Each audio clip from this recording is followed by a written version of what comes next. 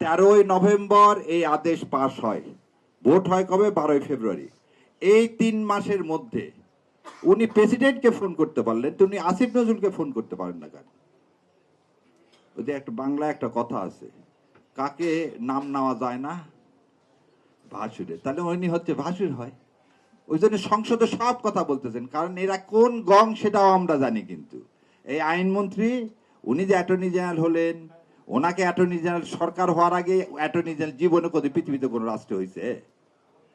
আর সরকারি ফর্ম হয়েছে রাত্রেবেলা, আর সকালবেলা অ্যাটর্নি জেনারেল হয়েছিল। অ্যাটর্নি জেনারেলকে নিয়োগ দিল কে? সরকার নিয়োগ দিতে পারে। আপনি এত সংবিধান সংবিধান করতেছেন। আপনাকে একটা কথা বলি, গণভোট যদি অবৈধ হয়, আপনি অবৈধ। আর সংবিধানে বলা আছে আমরা জনগণের হচ্ছে সকল ক্ষমতার মালিক। আপনি খালি 12 তারিখের মধ্যে এটা করবেন, আমি অন্য কেউ করবে না করবে, আমি তো জনগণ, আমি তো সর্ব ক্ষমতার মালিক। আমি তাহলে আদেশ দেব এই সরকার অবৈধ, এই ভোট অবৈধ, এবং অবৈধ সংসদে যারা বসে আছেন তাদের বসার কোনো কি নাই, তাদের বসার কোনো ন্যূনতম, সে বিরোধী দল হোক, আমার তুষার ভাইদের দল হোক, জামাতে ইসলাম হোক আর বিএনপি হোক, কারো কোনো অধিকার নাই ওই সংসদে বসার। জুলাই আছে, আমরা আছি, জুলাই নাই, আমরা নাই।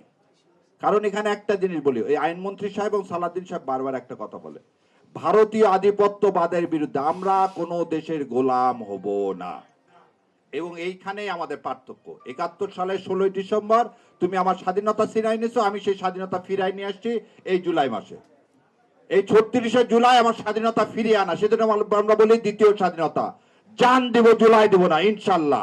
আর তাতে যদি বিএনপি কেন আরো জদ্দল পাহাড় আছে, সে পাহাড় ভেঙে ফেলে দেবো ইনশাল্লাহ। হাসবুন আল্লাহ নেওয়াল ওয়াকিল ও নেওয়াল মাওলা নেওয়াল নাসির।